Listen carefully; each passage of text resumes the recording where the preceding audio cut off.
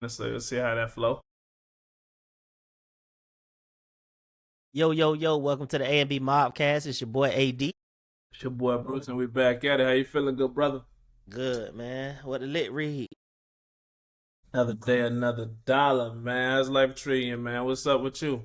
How's the family? How was your weekend? Everything good. Went and over the weekend, had an eventful weekend. Son had a basketball game. Then we went to Dave and Buster's. And we all had a Lego party at the house. Everybody was building Legos. You and these watching Legos. Right. My son loved them too. So he was building. I was building. And my wife was building. Everybody was just building Legos, hanging out, bro. Party is crazy. So how does Lego parties go? How does the adult Nah, I just said I just go named about it things? Y'all sipping some tequila, y'all yeah. So on we'll some have whiskey. we'll have us a drink, but in the background I had the games going on. My son was doing his. My wife was doing hers. I was doing mine, and I just named it that because he with me. Obviously, but like on a regular, if we both was like just doing it by ourselves, it'll be like we both have a Lego and some drinks, watching a movie, just chilling out, winding down. Yeah, that's what's up, man. What you had going on? This weekend was very low key, man. I ain't really do anything, bro. I got a washer and dryer situated, so I've been running lows like crazy. What else, man? I bought some yard tools because my old yard tools started acting up on me, so I went all electric on my yard tools now.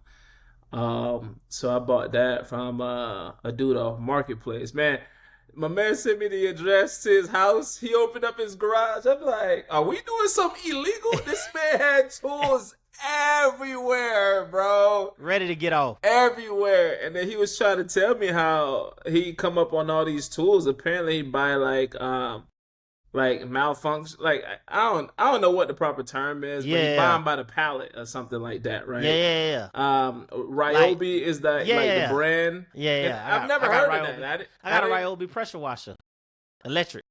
Yeah, he was telling me that's normal though. Like I guess either something is like I don't know what would get it added to a pallet, but he said whenever something, it could be any small defect. It could be that's what he's trying to explain to me. It's a whole lot of stuff, and a lot of that stuff be good. You ain't never heard of like buying package wholesale, pallets wholesale? It's lucrative. I mean, you hear about it, but I'm just not educated enough to know about it. Yeah, I actually started looking into it because I was willing to like buy, and you can go on certain websites and look for pallets, and you can also filter out what you want to be on the pallet, like electronics. It could be like appliances. It could be like repair tools. It could be a whole bunch of stuff. But the biggest thing with it is it's hit or miss. So they'll give you a manifest of what's supposed to be in there and what's the value. But when you get it, it could be fake or flop. Like I've seen horror stories where like you get an electronic pallet and it's supposed to have like iPads in it. It's supposed to have like chargers, cell phone. It's supposed to have stuff in it that people like either turn back in or they don't want. And they might put like a chalkboard in it, or there might be something that's not in it. So it's kind of hit or miss, but you may come across, once you like get the groove of knowing how to select, you can find ways to like maximize the potential of selling them. Sounds like the people that's putting those pallets together are going through some of those boxes. Correct. And now that is true. So that is true, but I think most of the time they trying to, they cracking down on that type of stuff to make sure they're credible. Because also you don't want to be a company or website that's like had the negative reviews and like people ain't gonna come to you either. So I think it's called like liquidator.com, or you can go on. It's like different websites. Bro, buddy opened his garage and I'm like a stove, like a stove. Bro, this nigga had more tools than the Home Depot section, bro. I'm not even exaggerating. He had like a 3-car garage, like one of those 2-car doors. Plus with the one, straight across. He had them things so organized. Like he had like the heavy tools in like the 1-car garage, and then he had the smaller tools in the 2-car garage. This man opened his garage. I'm like, nigga, what? I'm like, are we doing something illegal? Like, bro, it looked like he just robbed something, but nah, he was like, man, I buy pallets all the time. You see what I'm saying? I test everything that I get before I put them up on Marketplace. I did, and another thing too is like whenever I meet somebody on Marketplace, when they're comfortable to invite you to their house, I'm Yeah, like, you know what? Yeah, for sure. this man's legit. You feel me? You see what I'm saying? He was like, yeah, man, you come by anytime. He's like, a lot of people actually buy from me just so they could resell. You see what I'm saying? Because it was so cheap. So I had bought a blower, electric weed whacker, and like 3, 4 batteries from All that right, nigga. Obi. All Ryobi, and he Yeah. sold me everything for like $50, bro. Nah, hell nah. Bro, I'm not even joking, bro. $50.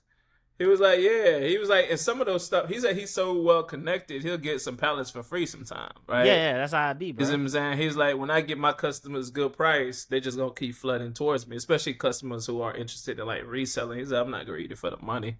It's just something's like side income, bro. The nigga opened this garage. I'm like, bro, I don't know if I should turn around or I don't know if we should follow through with the transaction. That boy had you skeptical. That's crazy. He definitely did, man. But yeah, so that's what I did this weekend, man. Nothing too crazy.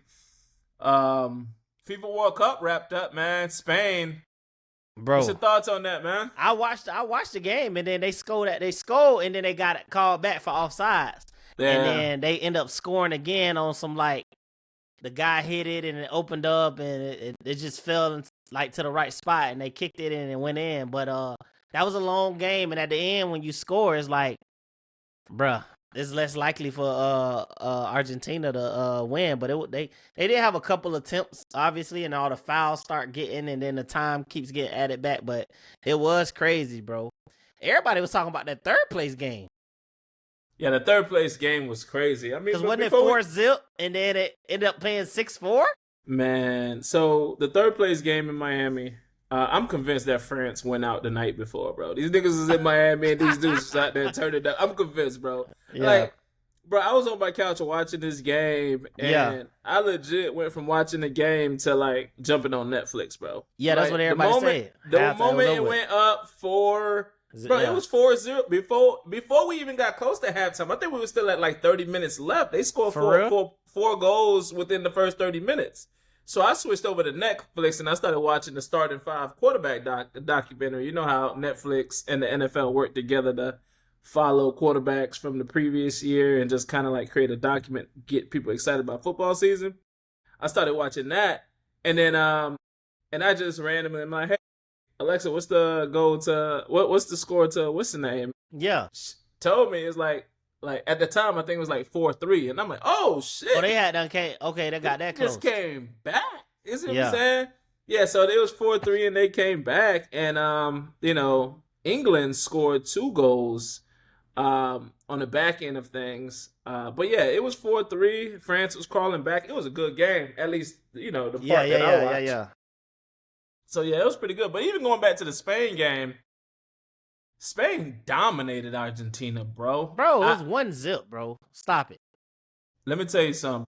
Let me tell you something. I became a fan of the World Cup. I've been telling you this all World Cup. Bro, the announcers was, like, spitting out stats because we watching the game the whole time. And I'm like, bro, Argentina has not really been on Spain's side of the ball. Yeah, I did notice that. They for haven't. Sure. And then the announcers, they control the field. When I realized that didn't happen, the announcers was like, "Hey, Spain, that was Spain's 16 shot to Argentina's 0." So these dudes took 16 shots to their 0 attempt. Oh yeah, you that's see what crazy. I'm saying? So I'm like, yeah, they were dominated. Like I don't feel like they were on offense too often. I feel like they just played defense the whole game. Like they didn't really have much opportunities. And in my mind, I'm watching this game. I'm like, the best thing that could happen for Argentina is for them to go into penalty shootouts. You know what I mean? So I was kind of looking forward to that, but Spain scored last minute, and that's all she wrote, man. They wasn't going to come back from that. Yeah, and it was in the way they scored, like, I was like, oh, they scored, they attempted, they scored, got one call back, attempted. I think they got another one called back, if I'm not mistaken, but yeah, bro. Watching all that game for one goal, I guess you could say, which one would you say was more entertaining? Well, because the other one jumped out 4-0, but then that comeback might have been entertaining versus 1-0. I still think the Spain-Argentina game was more entertaining because, you're a defensive guy, so I'm a defensive guy, and that goalie held his own. That Argentinian goalie, he held his own, bro. I think he made like 9 saves, and there weren't no like putt-putt saves. Like he was really laying out there and making some good saves. So I think it was definitely more exciting, but Spain was on the offense for so I long. was trying I to knew it was a matter of time. I just thought in these type of games, this is where Messi will separate himself, and I'm like, all right, this is where we're gonna see why he's so great, or like what's gonna make him different, you know.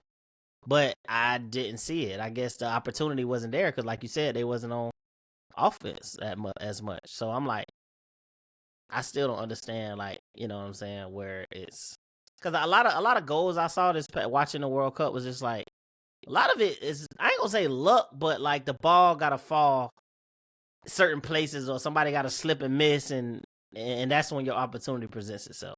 Yeah, soccer, like I said, I learned a lot about soccer this summer, man. Yeah, Soccer appears to be just as much of a game of inches as NFL is. You see what I'm saying? Because even when they do these replays of like these dudes actually striking, especially from distance and actually scoring, you're talking about a fraction.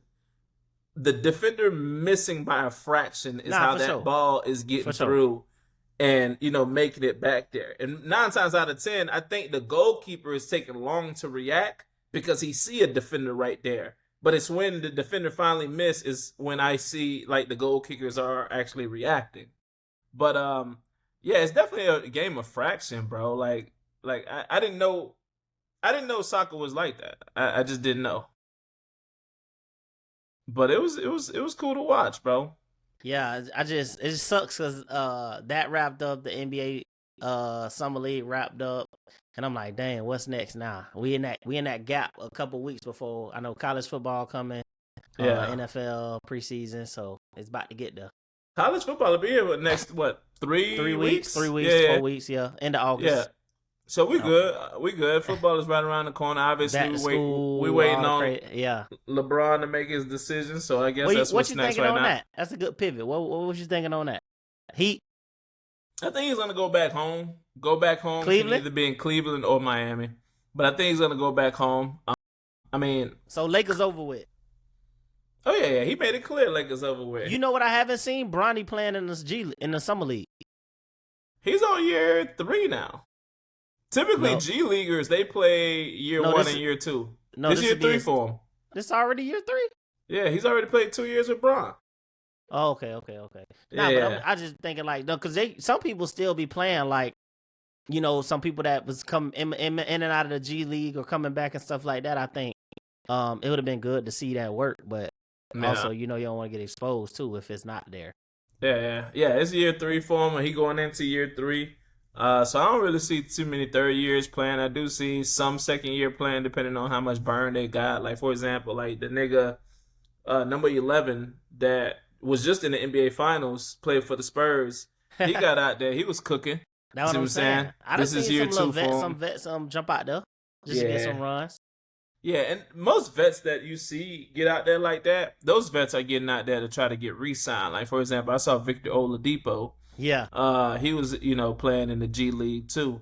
And they're just trying to get re-signed, trying to make an NBA comeback. I remember Isaiah Thomas, was in the G League a couple years back. They just try to make a run, try to make a comeback, show people they still in shape. But So I don't see too many third years in there. so summer league was interesting this year. The draft picks, like, you know, this draft class was highly anticipated and said to be one of the best ones Yeah, since a 96 draft or whatever. So they showed up, bro. They showed up and showed out. The Golden State Warriors won the final. Lindenborg from Michigan, who won the national championship. It translated over to the summer league. He had 21 points, and then Boozer was the third pick, right? To the yeah, Grizzlies. He had 19 points. So the game was close, 94-90. You know, they only won by 4, but the top draft picks obviously showed their talents, and yeah. it translated over well, at least for the summer league. Yeah, that's what you want to see. That's For definitely what sure. you want to see because the summer league is nothing but an all star, right? It's kind of like a college all star in a real way, but it's not just one game. It's like a series of games, right? Kind of like a little small bracket style. So that's what you want to see, man. You want to see your top picks prevailing, man. And I like to see Boozer, play like he played. Because Mm-hmm. quite frankly, he's undersized, man. For a big He's man, yeah, we was trying to figure out how it was gonna translate, like what was gonna be his fit in the league, but he's still playing bully ball. He dribble, he shoot, he go in and yeah, get the rebounds and go back up. Like yeah. he's still playing the same. And I don't want to compare him to a Hall of Famer like Chuck, like Charles Barkley. Yeah, but But Charles was an he undersized power forward. Yeah, Charles Barkley was 6'4". Most people don't remember. he He was played a way bigger small than dude. right, You see what I'm right. saying? And Chuck, I think, averaged like 20 points, 11 rebounds for his career. 22 points, 11 rebounds for his career, something like that. Mm-hmm. But like he did that at 6'4", and he played the power forward. And we talking about like when they were real power forward in the league. Right now you got like stretch fours for real. And even like these fives, they trying to live at the 3-point line. Chuck did that when he was playing against, the Shaqs, when he was playing against 7-footers, Hakeem 6'11". Olajuwon, Yeah. Yao Ming. Like he was doing that against those guys. You feel me? That's impressive. So I could see Cam Boozer if he continue work on his agility. And if he stay focused on the game, Memphis is a tough place to play, man, and stay focused. We all saw, how John Morant kind of got distracted with whether that be his friend groups or really just Memphis coaches. So if he stays locked in and focus on his craft, I could see him being like a Chuck for real. So going back to Bron, you say he'll land in Cleveland or Miami. What does that mean for Bronny, in your opinion? I think Bronny is grandfathered into his contract right now, man. His contract is officially contract is officially guaranteed. I mean, they'll probably trade for him. I'm not speaking on that part of it. We know the money there. We ain't worried about the money. He don't need money. What do you think it means for Bronny? As far as play time and stuff like that? His dad ain't gonna be on this team. His dad ain't gonna be the coach no more. I got you. How do you think that situation gonna pan out? I don't know. I mean, Bronny wasn't getting burned like that anyways. You feel me? And like he also, I think they were just too deep to give him burn. But I saw Bronny's development, bro. Like the nigga, like no. He got for sure. He got the opportunity. He's taking advantage completely. He was developed, man. For sure. I think one of his downfalls his rookie year was his confidence, right? Obviously, you playing behind your dad, Hall of Famer. It's like, I can only imagine. You see what I'm saying? Like his confidence, you would see him catch, pass, or just stand in the corner. Whatever he had to do to stay on the court for whatever short amount of time he was on the court. Right. But year 2, I saw his confidence started developing, man. I like creating more ISO for himself in like garbage time. He was taking it to the rack, dunking that bad boy, and hitting shots when he got those opportunities. I feel like when he got in during garbage time year 2, I saw his confidence look different than, rookie year. So he'll probably get some play. And it ain't like the Lakers are stacked right now. You feel me? They're going super young. They made a lot of different moves in the offseason, but for the most part, it's super young. The starting 5 that was there is no longer the starting 5 at the top of the season. You see what I'm saying? Luka is the only one that's still there, but Luka came in the middle of the season. So they have like a whole new starting 5 from opening night last year is going to start this year. So we'll see. We'll see if he gets some burn, bro. Yeah, what you think this mean for him? I don't know. I know Bron was there to safeguard, to make sure he was good. He would think about it. Bron would have been in all the meetings and all the practices to see how things were being done. And I'm sure the organization had some type of shield over him because of Bron. You know what I'm saying? To try to make sure he's not, disrespected, misrepresented, or, taken advantage of. But I think when the gloves come off, the term they use, like, Bron ain't gonna be there at everything. And how does that look from a player dad perspective, where now his dad is on another team? Like, does he call to check in with JJ? Or, the Lakers over there, hey, how's Bron? Like, or did he get it straight from Bron? Now he got to have them big boy conversations, or, the dynamic. We got to reach out to other players. Like, Luka, man, y'all taking care of my son over there? Like, I'm just interested to see how that's going to pan out, especially when his dad ain't there. People might start going at him like, yeah, your daddy ain't here now. You feel me? It is what it is. Like, you know what I'm saying? Like, I'm just interested to see. And that's not to say that we might not even see some kind of trade go down. For sure. Like, leverage. They could use them as leverage. Yeah, once LeBron does make his decision, right? We may see a Bronny trade immediately because I think LeBron wants to play another 2 years. I thought next year was going to be his last Nah, year, but based on some of the small things that we've been seeing come out, especially a few clips that surfaced from him speaking at Fanatics Fest, like he clearly wants to play another 2 years and make it to that 25 mark because last year was year 23 for him. Um, I so think I, Vince had hit 20. Vince had was the only player that played in every decade, yeah, yeah. or not decade. Yeah, something Now like you that. right. You Yeah, right. yeah. Yeah, yeah. Vince Carter.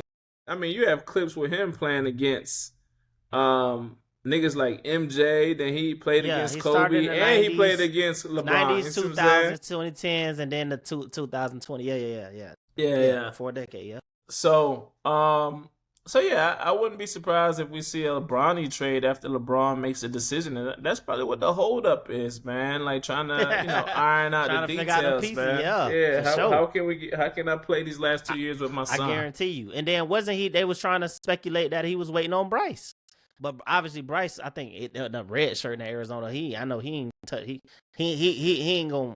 Cause I ain't gonna say I don't like saying one and done when it caught the Bronny, but yeah, Bryce ain't got the same luxury. I don't think so. Yeah. He'll be there two He'll three probably years. he'll definitely get some burn this year. But what I'm Last saying year is, he it ain't gonna redshirted. be. It's gonna be 2-3 more years.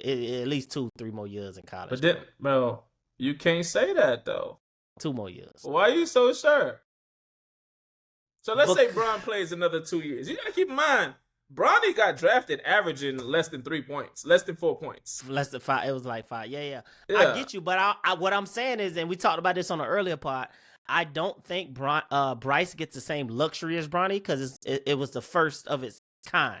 You know what I'm saying? So I think that ship has sailed, and Bryce. He's just a second child. He ain't gonna be able to get that luxury of Bronny, and he's a different style player as well. Like Bronny, like you said, you've seen he's elevated, he's grew into the game. His game style might be a little different. Bryce, like what he'll bring to a team might not be what Bronny could have. They're just two completely different players.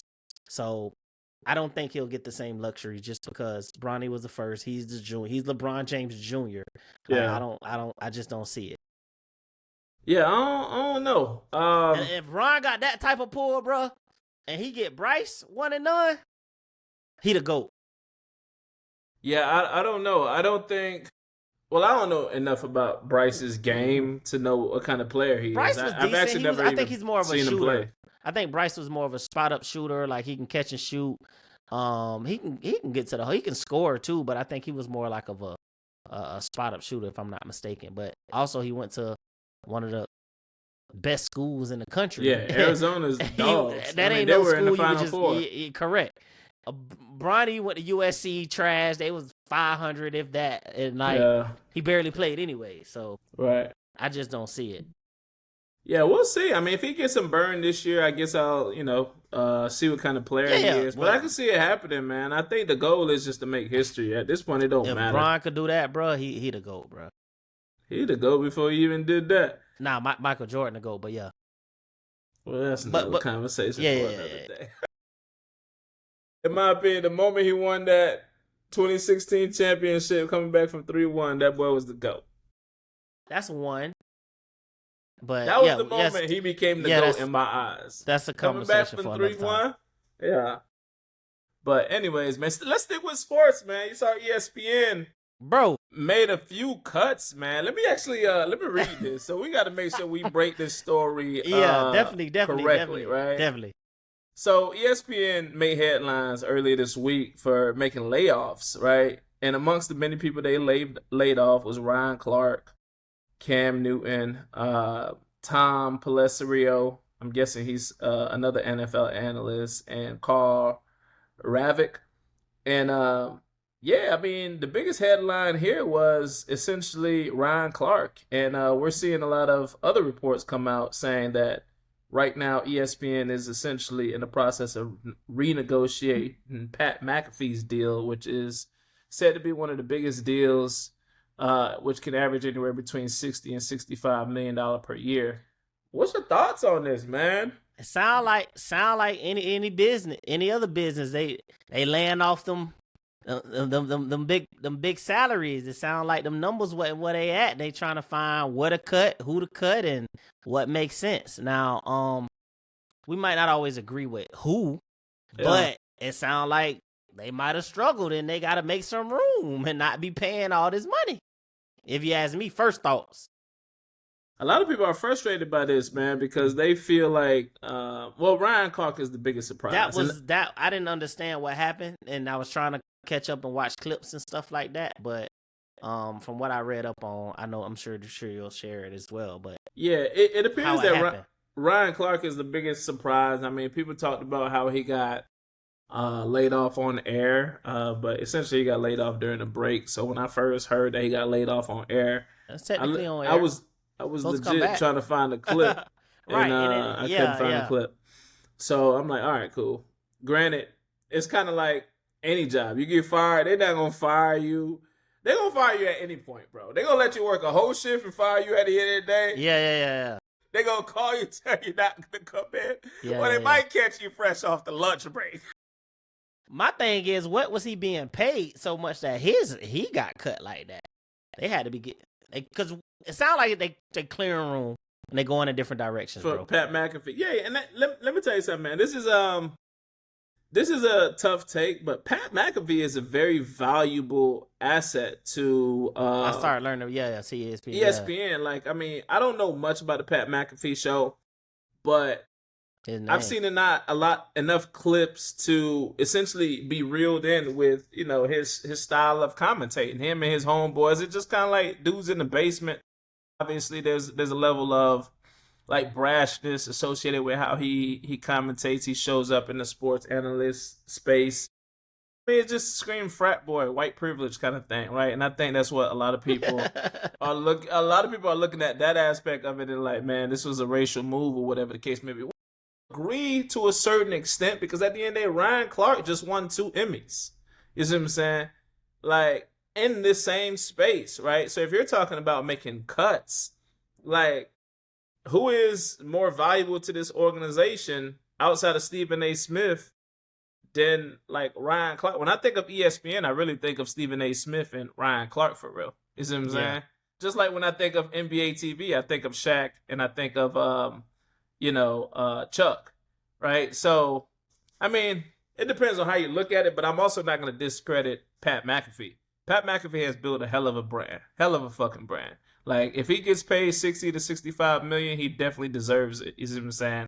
So, shout out to Pat McAfee. I mean, it's just unfortunate. That's business, man. Business go where we see value. That's just how business works.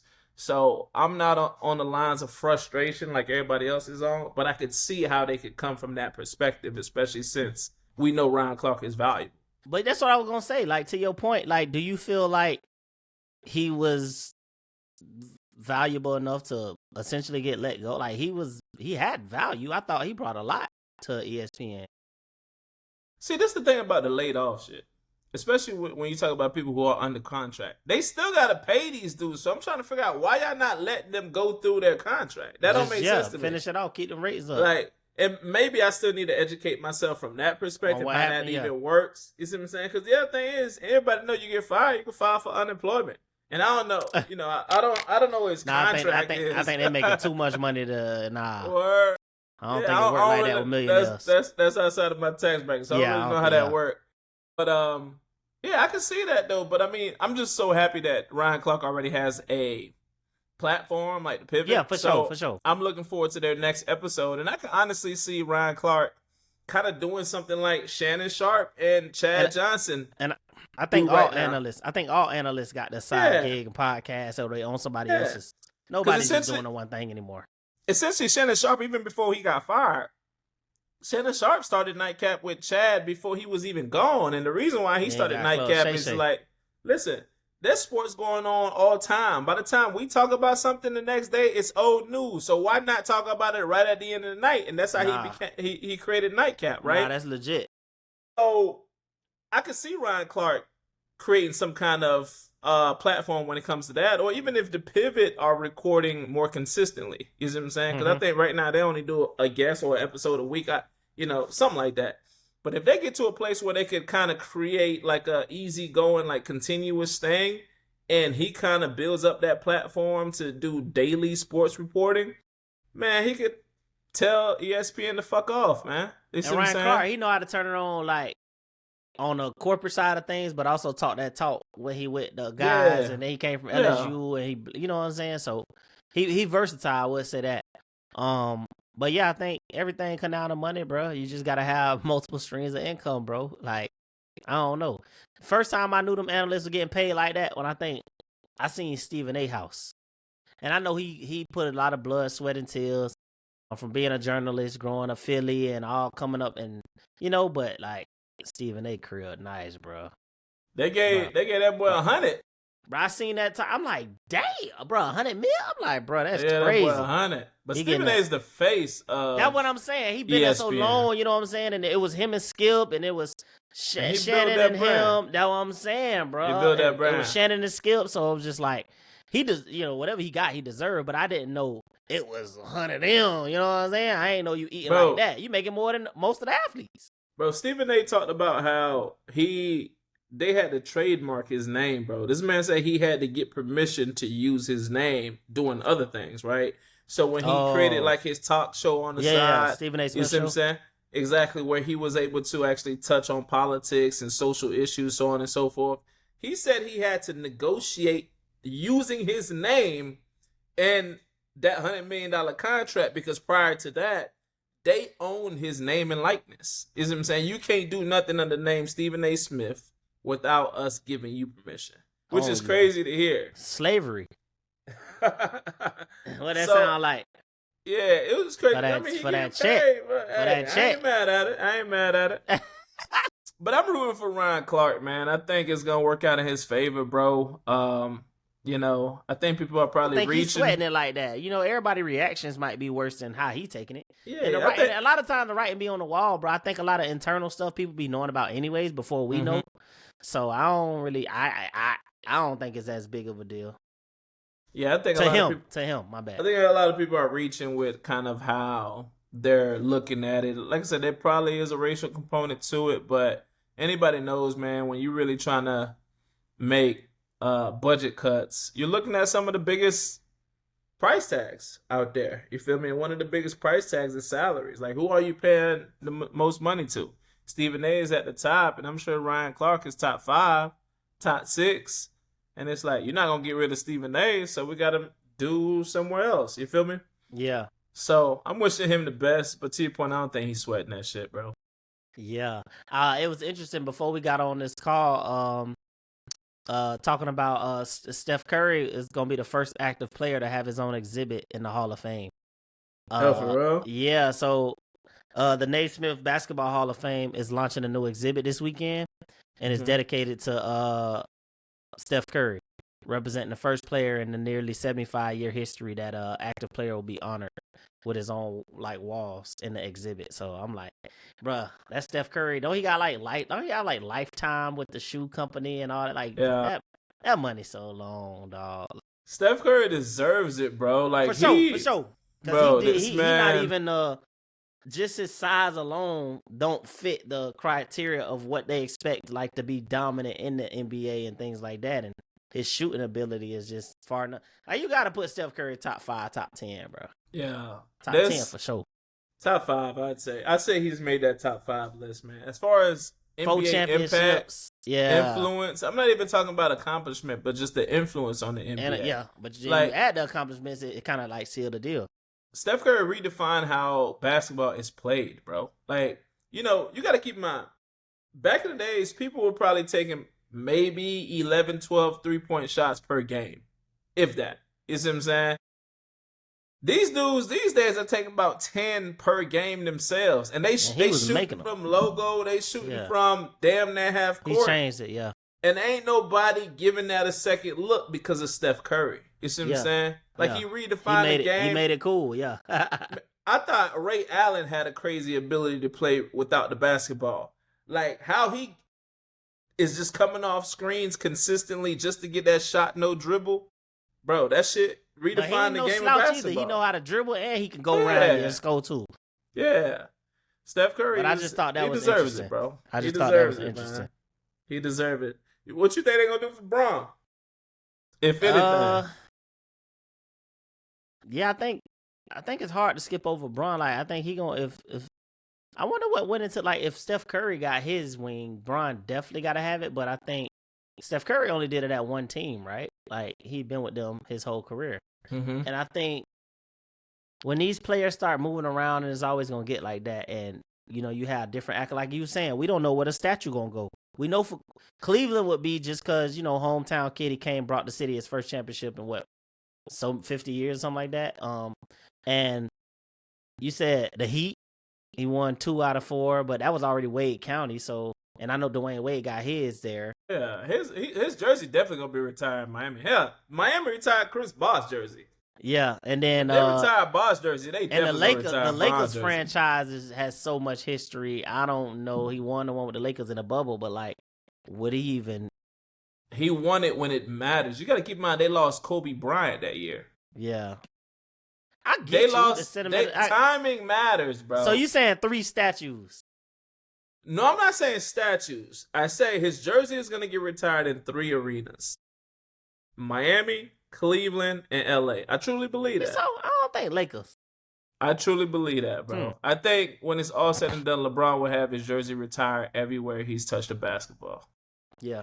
Like he has had that much impact in those different spaces for very different reasons. You gotta keep in mind, Miami was coming off of, Dwayne Wade dislocated shoulder. They didn't even make the playoffs before LeBron got there. LeBron and Bosh got there. That year, before they got there, they weren't even a playoff team.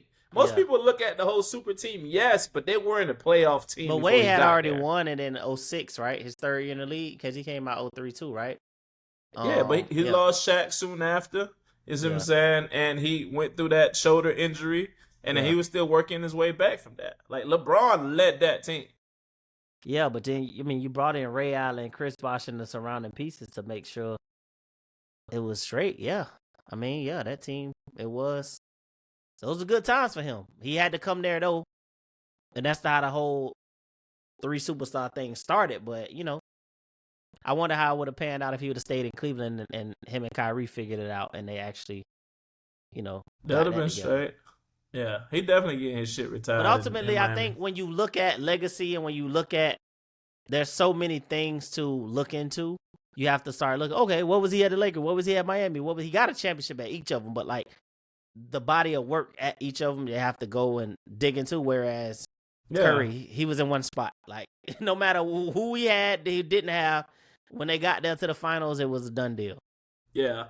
Simply put, look at it like this, bro.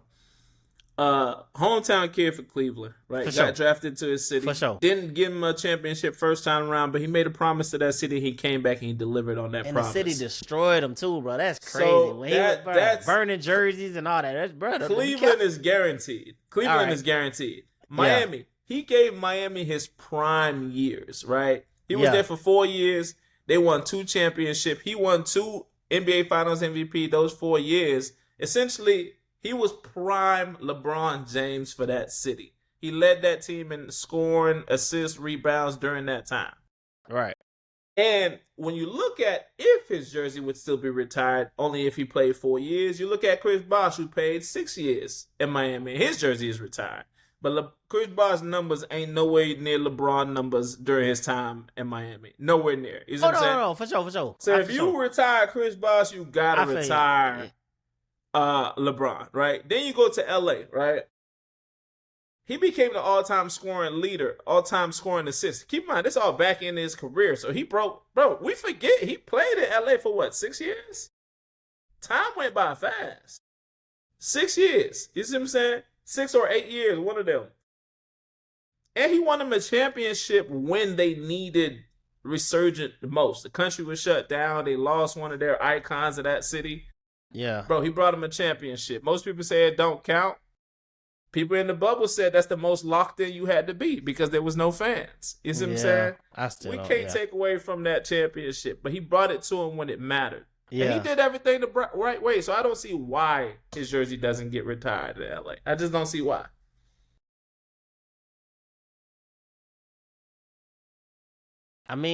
We'll see. It's just interesting how, like, we already know Hall of Fame. You already, when you top 75, you Hall of Fame. Like you already in the top realm of whoever it's gonna be. So it's like Curry already getting his stuff. It's like it'd be funny to see current players already get because like Tom Yeah, Brady was still playing. We knew he was gonna be in the Hall of Fame even yeah. before he went to the Bucks. So I always wonder why they don't actually put people in the Hall of Fame or Ring of Honor while they're actually playing. That don't make sense to me. because it's set. Like the rules are set in the like the bylaws. Well, what it say? You have to be 5 years removed from like retired to even be considered for the golden jack. Like you have to. There's certain parameters in place to prevent it. But we all know certain But it's stuff. never guaranteed, man. You look at Kobe. I don't even think Kobe had an opportunity to actually be inducted. I Mm-hmm. think he passed away shortly after retirement. Don't quote Mm-hmm. me on that, but I don't even think he had. I think his wife may have accepted his induction on his Right. behalf. Is what But I'm we knew saying? Kobe was going too. Yeah, I get you. But that to me, that's the reason why you want to go ahead and just put those people in, bro. You don't want to wait till it's just like earlier this week. I heard Tennessee Titans is gonna go ahead and retire Chris Johnson's number 28 Oh jersey. yeah, when he had it, yeah, he should have. In Yeah. in September, right? They set a date. I forget what date they set, but anyways, I'm like, bro, why would you wait till somebody is disabled? Let's call it what it is. Disabled. He's battling through ALS. He's not. How he's gonna go on the field if God willing to watch his number go up in the rafters. It's just not the Chris Johnson that those fans love. Like, why would you wait till something like this happen to do it? I don't know. I just never got that. I mean, that's just like rappers and everything else. Once they pass away or once something tragic happens, they get them their flowers, bro. I think that's just like the way of the world. Yeah. Well, I mean, it is what it is, bro. It is what it is, man. Besides that, they put the young man Nolan Wells to rest. What was it? Yesterday, I think. Mm-hmm. I saw clips surfacing online. Al Sharpton, amongst other people, speaking at their funeral. I didn't see the funeral. What's been the update on that case? I haven't heard much about it. Like I said, something always happening. I So think case coming to die. I think they're still doing the investigations and stuff like that. I think they probably hire private investigators at this point. I know they have committed. I saw that Al Sharpton committed 50,000 for more information. For more information, people who know anything about his passing to come forth. So essentially, they're trying to increase the award. People just want answers. People want answers. I think that's a part of the grieving process when folks lose somebody. Understand how we got here. Obviously, it's not gonna bring them back, but it's gonna help with the grieving process. So it seems like people are intentional about trying to find answers, and that's kind of where we are, man. It'd be crazy. All the technology in 2026, all these phones, social media. It looked like it was a lot of people out there. Ain't no way one person get left behind or found floating days later. So yeah, if somebody knows something. Yeah, yeah. We'll see, man. We'll see. But It's yeah, one of man. it's one of those things, man. We'll see. Well, yeah, this has been another one, man. I think I want to start. We're gonna start getting some people on, especially when these sports season talk. I be like wanting to hear other people's perspectives as well when it comes to certain Let's get stuff. Ryan So Clark on. yeah, we gotta get Ryan Clark. With your unemployed ass. Vibe, bro. You about to kill our chances, golly.